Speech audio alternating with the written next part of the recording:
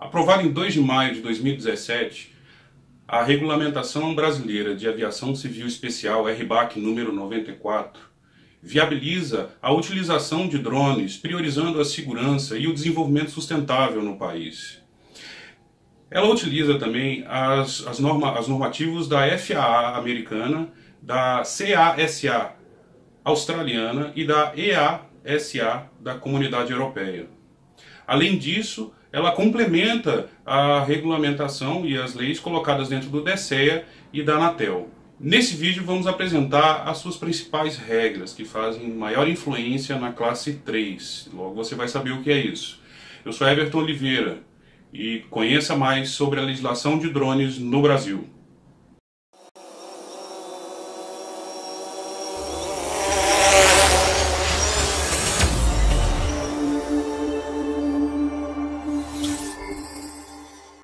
Então, vamos começar falando a vocês sobre os tipos de operação de voo.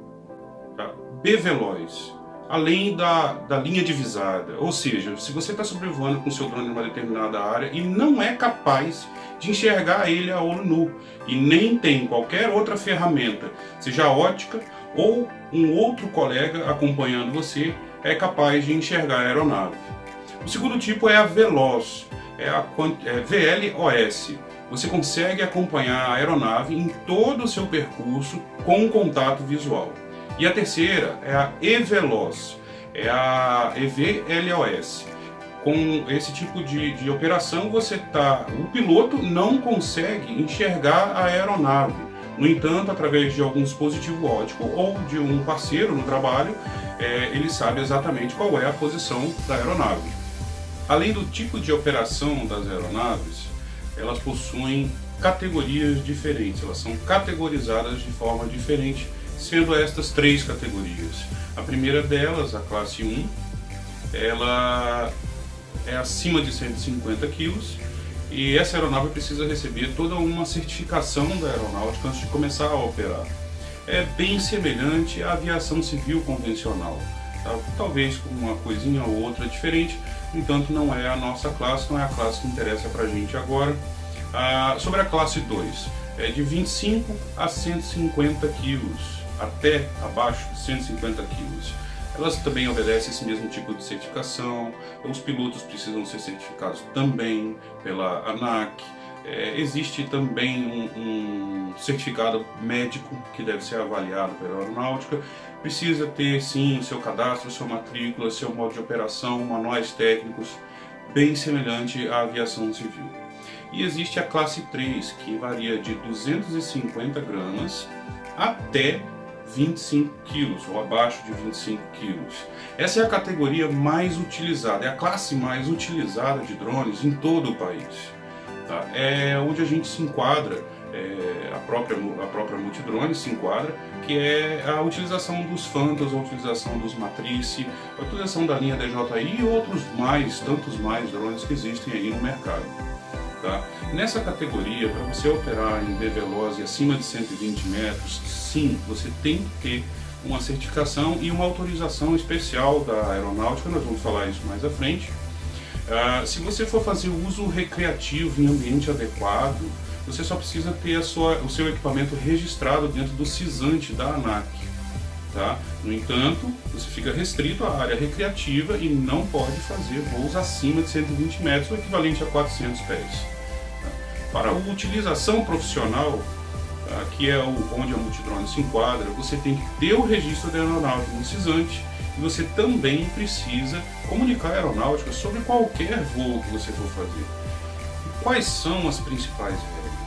A primeira delas e mais importante é que qualquer drone acima de 250 gramas tem que manter uma distância mínima de 30 metros de qualquer pessoa. O que se vê hoje em dia, ainda há muito desrespeito para esse tipo de lei. Essa regra só pode ser quebrada não é, adaptada à necessidade quando você tem uma área grande o suficiente, claro, protegida para que as pessoas não trafeguem nesse ambiente.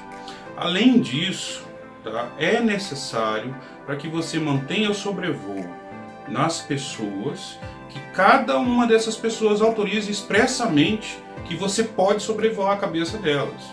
Então quando você vê dentro de um show, de uma passeata ou qualquer movimentação aglomerada de pessoas e vê um drone, saiba que essa pessoa pode estar errada, principalmente se você não deu a sua autorização para ele, ok? Outra obrigatoriedade é que a pessoa, para executar a ação, para piloto, precisa ter 18 anos. Ele precisa ser maior de idade, ou seja, responsável legal por si mesmo. Não são permitidos voos autônomos, 100% autônomos. Sempre deve existir a figura do piloto. Ele precisa se responsabilizar pela utilização da aeronave. Ele precisa ter o controle sobre a aeronave. Outro item importante é sobre aeródromo ou aeroportos.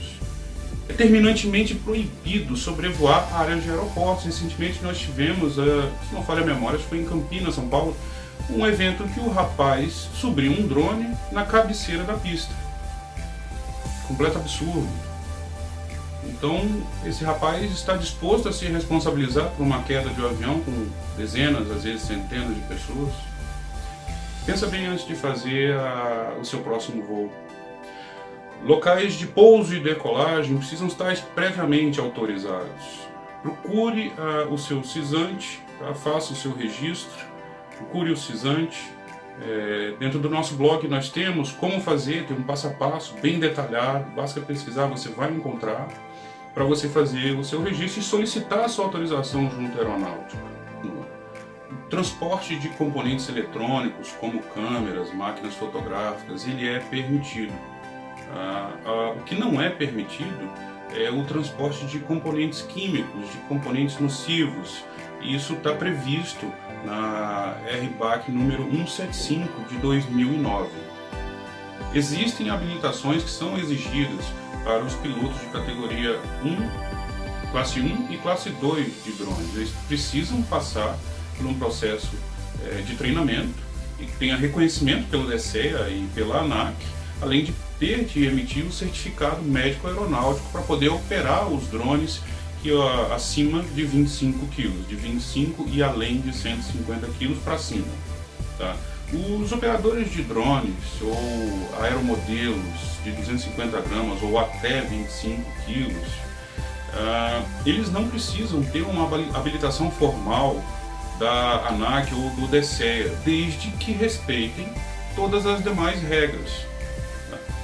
Além do que já foi apresentado, existem ainda documentos obrigatórios que precisam ser observados. Nas classes 1 e 2, é necessário que tenha o manual do voo e documento de avaliação de risco, além de um seguro obrigatório para terceiros. No caso de algum acidente, esse seguro ele não é necessário para drones que são operados pelo Estado, tá? E a classe 3 de drones também tem a obrigatoriedade desse seguro. E para você que acredita que não existe fiscalização nem penalidade, elas existem. Os órgãos de segurança pública do Estado e a ANAC e o DCEA são os responsáveis por essa fiscalização. A Anatel ela fiscaliza apenas as questões de radiofrequência das aeronaves. Caso ocorra a infração, o operador vai ser responsabilizado por contravenção penal e vai responder administrativamente de acordo com o Código Brasileiro da Aeronáutica, que é a Lei 7.565 de 1986. A ANAC pode suspender temporariamente as suas operações, mesmo com uma suspeita ou com a confirmação de que você está descumprindo as regras. Existe ainda a responsabilização civil no caso de invasão de intimidade, desonra das pessoas, utilizar as imagens da pessoa de forma errada. E para quem coloca em perigo embarcações ou aeronaves pessoais ou próprias ou alheias, pode inferir em reclusão de 2 a 5 anos pelo artigo 261. E para aqueles que expõem terceiros a risco de vida ou de saúde, segundo o artigo 132, você pode ser privado da sua liberdade por 3 meses a 1 ano. E essa pena pode ser ainda maior, dependendo da interpretação da gravidade desse crime. Outras ações também estão sujeitas a penalidades. Pilotar sem a licença, tá? fazer voo baixo ou ficar fazendo acrobacias em áreas que não são permitidas, pousar e decolar em áreas não permitidas, além do transporte de animais e artigos perigosos, exceto no setor da agricultura, e outras cargas proibidas por autoridades. E como a legislação de drones influencia no mercado, a ANAC ela viabiliza essa utilização e regulamenta todo o espaço aéreo no país. Portanto, ela pode sofrer no futuro novas adequações, novas modificações, para se adequar às novas realidades, às novas necessidades que vêm se apresentando no mercado. Essas normas embasam um crescimento considerável no Brasil na utilização de drones, com benefício nos setores da agricultura, do entretenimento, compras e vendas, além da manutenção, monitoração, inspeção, e tem um destaque especial na busca e salvamento utilizado pelas polícias militares e pelos corpos de bombeiros espalhados em todo o país. E os benefícios que esse tipo de aeronave proporciona, desde que usados da forma correta, como diz a lei, como preconiza a lei, são um benefício enorme para toda a sociedade brasileira. E para ter um crescimento sustentável, é necessário, sim, seguir cada uma dessas normas e observar elas com toda atenção.